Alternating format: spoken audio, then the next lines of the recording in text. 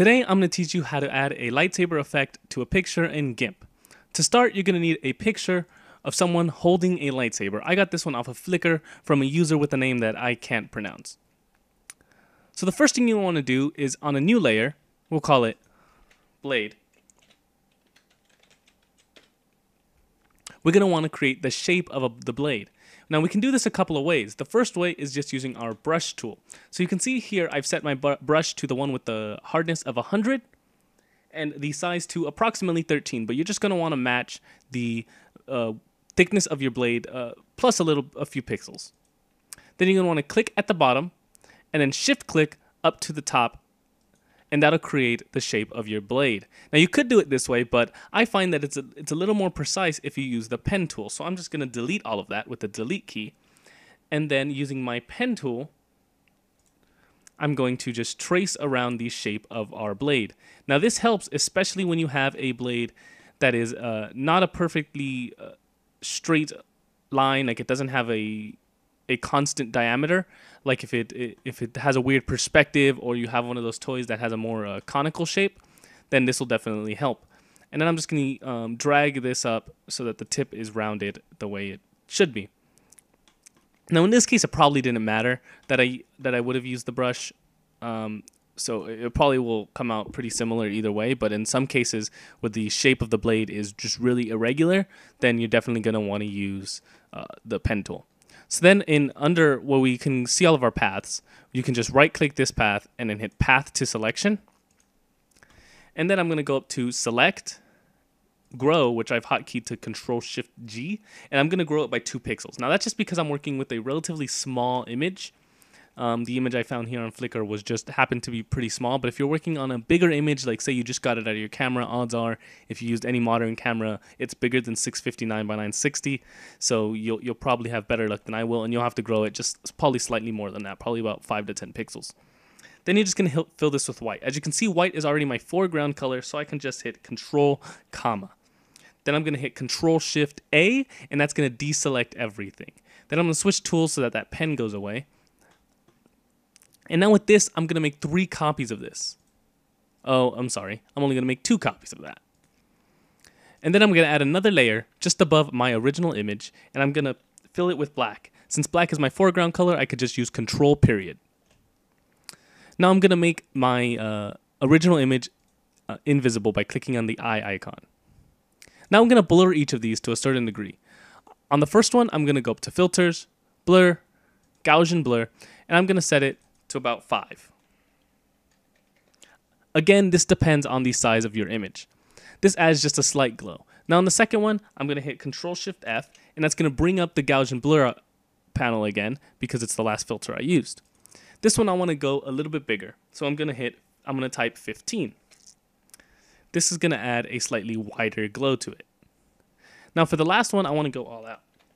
I'm going to hit Control Shift F to bring up the Gaussian Blur again, and I'm going to set it to 50. Now you might be wondering why I did this all on a black background. You'll see that in a minute. So then what I'm going to do is right click and merge visible layers. Make sure that before you do this, your original layer is invisible, because if not, it'll merge this one as part of it. I'm just going to leave it as expand as necessary and hit merge. So now this is all one layer, our blade on a black background.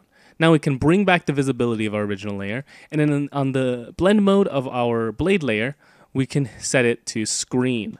And now it makes everything that's black disappear and just brings back the blade on top of our image. Now this looks boring because we have a white blade. So how do we add color to this? Since we made this on a black background, we can just go up to Color and Colorize. And now we can play with the hue and we can make it any color we want.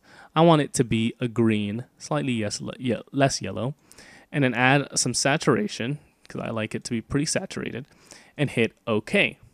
Now that's pretty good, but if you wanted to edit this some more, you can go into the color and then go to curves. And kind of tweak this around. The more darks you add in, the less wide the whole thing is, but the brighter you make the darks, it kind of decolors everything. And then it's kind of the opposite with the whites. If you bring this up, then it makes the whiteness thicker. So then what I can do is you can just play with these and see what the different effects give you, and kind of see what you're going for. Kind of want to bring this guy up and then this guy down. And that's kind of what I'm going for. And if you decide to change the color, you can go to colors, hue saturation, and completely change the color to whatever you want. I'm going to cancel that because I like mine as green. Now down here at where the blade meets the hilt, the emitter, some weird stuff happens and it's kind of hard to tell. It kind of makes it look fake. So what I'm going to do is I'm going to add a new layer, fill it with black, control period, and make it invisible. Then on this bottom layer, I'm going to get our rectangle marquee tool and just draw a rectangle around the emitter. Then I'm going to go to filters, light and shadows, and lens flare. Now, as you can see, I was already messing with this earlier, so you just have to place this lens flare above the emitter and get it as close as possible. Then it's going to give you a coordinate. Your X is 280, your Y is 262. Now, don't hit OK because this is going to add a lens flare where we don't want it. So hit cancel. Then hit Control-Shift-A to deselect whatever we had selected. Then back on this new black layer we created, make it visible again, and then go to filters again and re-show lens flare. Now we're going to type in those coordinates that they gave us. That was 280 and 262, if I remember correctly, and hit OK. Now it's hard to tell, but if we lower the opacity, you can see that this lens flare lines up perfectly with where our hilt is. So then again, we're going to want to change the blend mode of this to screen so that it makes all the black parts invisible. But these lens flares don't quite seem to fit with the color of the blade. So what I'm going to do is I'm going to go to colors and desaturate. Now you have to pick which of these you want. I personally like how luminosity looks with the lens flares down here. So I'm going to use that. Then again, go to colors and colorize and set our hue to where you want it and increase the saturation. And just like before, we can use our curves to kind of edit how these work. I want this one to be a little brighter, but maybe not as obvious. So I want it to be brighter here, not as obvious there. Actually, that's actually a little too much. Hit OK. And I think the overall thing is just a little too much, so I'm going to decrease it to about 85 opacity. Now this is pretty good as it is, but I want to add one more thing to tie it all together. So on this top layer, I'm going to go to Filter, Noise, and Hurl. This is just going to hurl a random seed of noise on top of our layer. Now it looks pretty ugly like this, so let's make some adjustments. Let's go to colors and desaturate, because we don't want it to change the colors of this image at all.